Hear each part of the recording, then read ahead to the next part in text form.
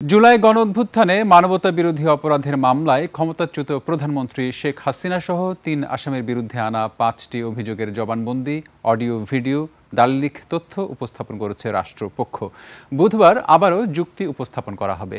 বিস্তারিত শাকেরা আরজুর রিপোর্টে। আপনার প্রিয় কাপড়ের যত্নে এলো এনজাইম সমৃদ্ধ Arik silver wash detergent powder, ৫০০ গ্রাম মাত্র ৭০ টাকা। প্রিমার্ক। জুলাই গণ অভ্যুত্থানে মানবতাবিরোধী অপরাধের মামলায় ক্ষমতাচ্যুত প্রধানমন্ত্রী শেখ হাসিনা সহ ৩ আসামির বিরুদ্ধে তৃতীয় দিনের যুক্তিতর্ক। বিচারিক কার্যক্রম সরাসরি সম্প্রচার করে বিটিভি। বিচারপতি গোলাম মুর্তজা মজুমদার নেতৃত্বাধীন ট্রাইব্যুনাল ১-এ যুক্তি তুলে ধরেন চিফ প্রসিকিউটর তাজুল ইসলাম। মুক্তিযোদ্ধাদের নাতিপুতিরাও পাবে না, তাহলে কি রাজাকারের নাতিপুতিরা পাবে? সেটা আমার প্রশ্ন, দেশবাসীর কাছে প্রশ্ন, যে রাজাকারের নাতিপুতিরা সবকিছু পাবে, মুক্তিযোদ্ধারা পাবে না।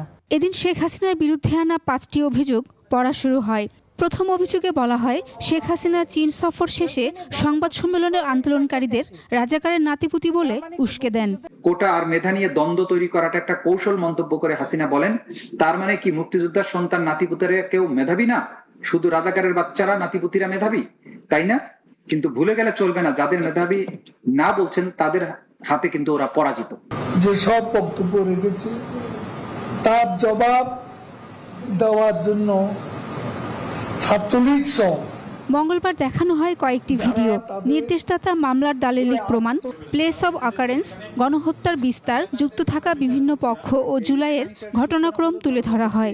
14/7/2025 তারিখের প্রেস ব্রিফিং এ বক্তব্য এবং সেটার প্রেক্ষিতে যে কাজগুলো হয়েছিল, যে কিলিং, মেড দেম ইনজুর্ড, চিকিৎসা প্রদানে বাধা, সুরতহাল পোস্টমর্টেম তৈরি করতে বাধা, মৃত্যু সনদে মৃত্যুর সঠিক কারণ উল্লেখ করতে বাধা, জানাজা কবরস্থ করতে বাধা দেওয়া, মৃতদেহ হস্তান্তরের চেষ্টা না করে বেওয়ারিশ লাশ হিসেবে দাফন, এবং এই যে সারা দেশে আক্রমণ যা কিছু হয়েছে সেগুলো আমরা নিয়ে আসছি। এদিকে কুষ্টিয়ায় ৬ জনকে হত্যার ঘটনায় মানবতাবিরোধী অপরাধের মামলায় জাসদ সভাপতি হাসানুল হক ইনুর বিরুদ্ধে অভিযোগ গঠনের শুনানি পিছিয়ে ২৩ অক্টোবর নির্ধারণ করেছে ট্রাইব্যুনাল ২। ইনুর আইনজীবীর সময় আবেদনের প্রেক্ষিতে ট্রাইব্যুনাল এ আদেশ দেন।